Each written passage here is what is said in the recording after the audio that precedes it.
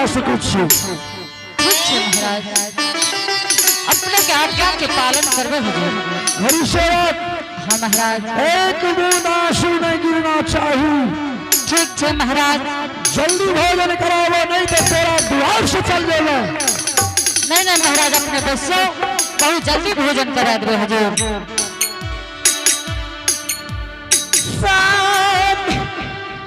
हाँ हरिणिया आंसू का समर का के पोसलिए आए बेटा के सामने दुनिया से ला जाए कपिल भगवान यही दुनिया में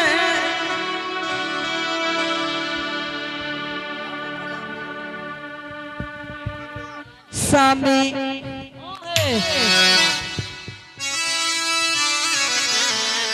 बोलो ना हरिणिया। यही बेटा के बात करबो अहे नदिया लहरिया नदिया लहरिया नदिया लहरिया नदिया लहरिया नदी या ला हरिया या कामी नदिया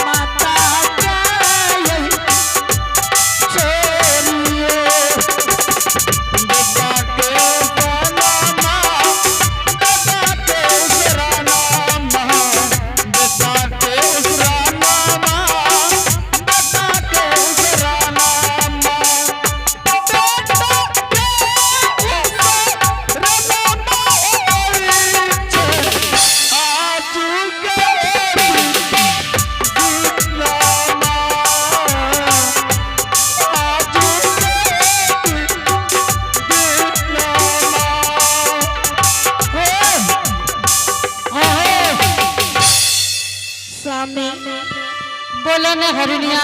और आइए इनाम की ओर में चलेंगे, पुरस्कार की ओर चलेंगे। और आप है सूरज यादव जो कि दूरी के वासी है। इन्होंने शानदार भगवान के दरबार में 1 से 1 रुपए नवाजे हैं। नवाजने के लिए बहुत बहुत धन्यवाद। इनके घर में विद्या की भंडार हो, धन संपत्ति के अपार हो। जय हिंद जय भारत। स्वामी हाँ हरिणिया अमरा सन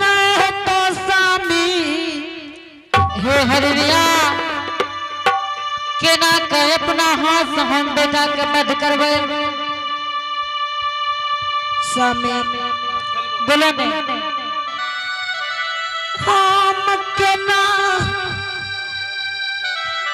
सुगा समरता के बेटा के पोसलिए आ बेटा दुनिया से जाय छै स्वामी ए बारी बारी जचना न जा बाबा धाम राजा के दुलारी जच छालैगे पटना के पुराना नागार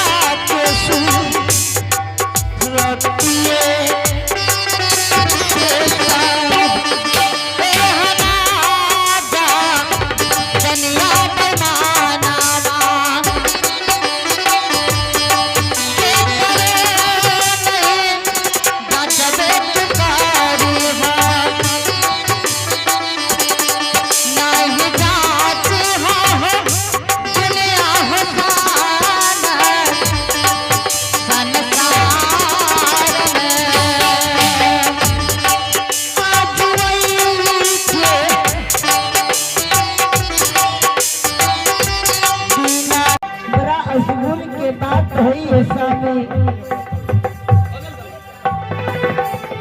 की भेले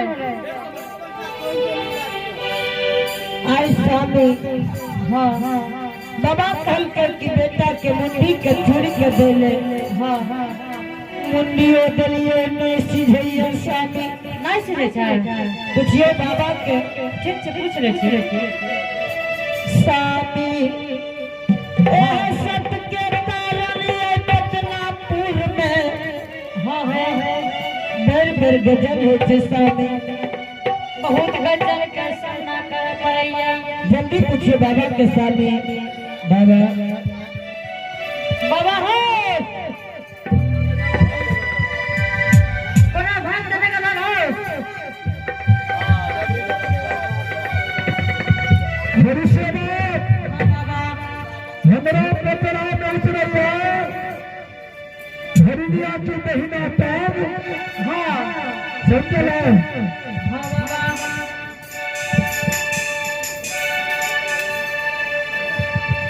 हरिया की महीना तब हाँ तोहर महीना हाथ भटकल चिन्ही में हाँ महीना तब सब में भरावे कुछ हरिया के भटकल चिन्ही में मिझाल चिन्ही में भटकल जाए भो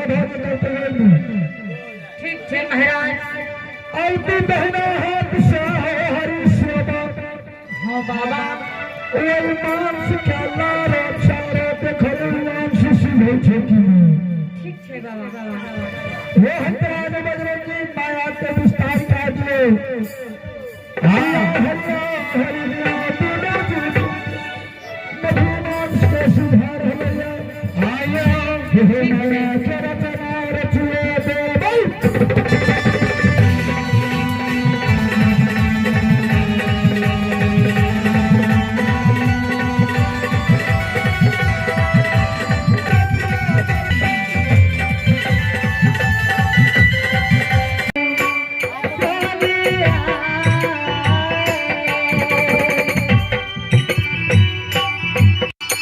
अब पाता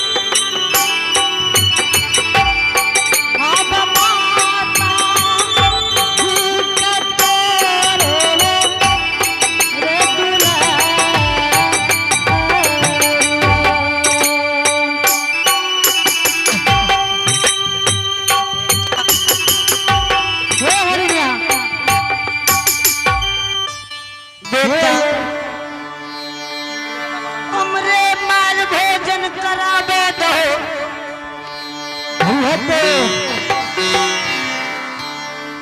बहुत विलम्ब भा रहा है हरिभक्त। नहीं नहीं महाराज अपने के व्यवस्था में लागल छे हजूर। देखा हरिभक्त हाँ हाँ महाराज। जल्दी भोजन करावा नहीं तो 2 वर्ष बाबा हो तुरंत अपने के मधु मांस बना के भोजन करे बाबा। हरिभक्त हाँ बाबा। सुनत से बेटा का वध करे के लिए तैयार छ तू। हाँ बाबा। बाया लाना सुन से दाया के भोजन बनावे और दोनों पति पत्नी में एक बूंद एक से आंसू गिर गया तो साथ में भोजन में क्या सके। ठीक है परमात्मा जी। हरिसेवक हाँ हाँ महाराज। एक बूंद आंसू आंख से ओकर मौसी हमें छिया तोरा दिया कहलिया या पढ़ ला हे स्वामी हमरा पर एक गिलास पानी पियाब तब तो हम बचबा नहीं तो नहीं बचबा होगा। पहले घर जब तब हो ने हेलो स्वामी हे हरिनिया आप की करवाई आप तो मारल